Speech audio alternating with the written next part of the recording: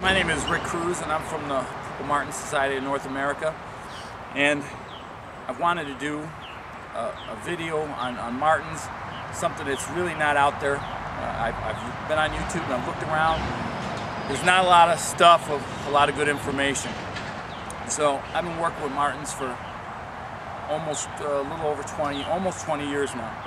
And I've learned a lot of things from a lot of people over the years, particularly when it comes to managing purple martins.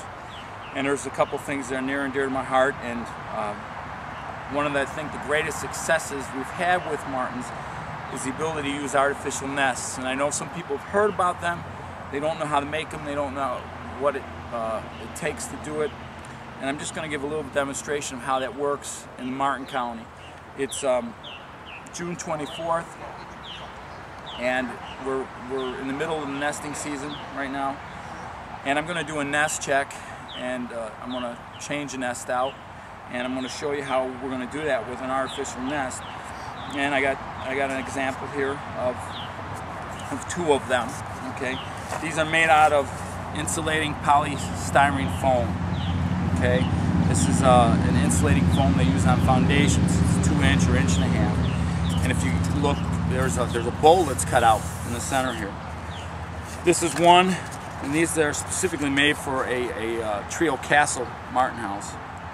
And this is one that I've made. It's very reusable. It's covered with an epoxy, so it doesn't degrade at all.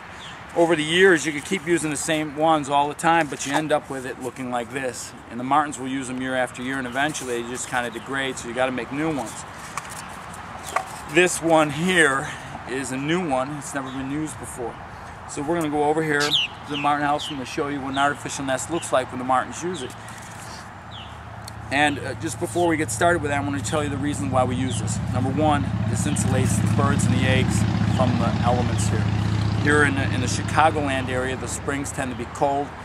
Martins will make their nests, and if they don't have a well-built nest, they'll lose their eggs just because of the temperature.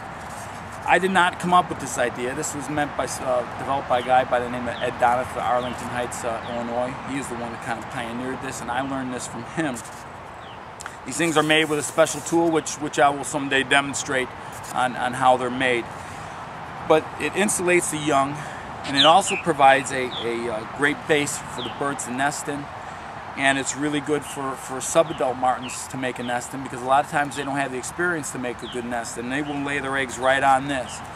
And we found that over the years, by using these, a lot of times the martins do not build a real elaborate nest just for the purpose that they already have this, which allows them to save energy to put into egg laying and reproduction instead of nest building. And it also helps when it comes to nest changing for parasites. When you use one of these things, it makes, you don't have to do a nest replacement. You take what's in the nest already and you dump it out, and you just put the nest back. And that way you disrupt the parasite cycle and you don't have any problems with the parasites. So we're going to go into one of these martin houses now, and we're going to show you how what a nest looks like that's built in this, and then we'll do a nest change, and we'll show how that works.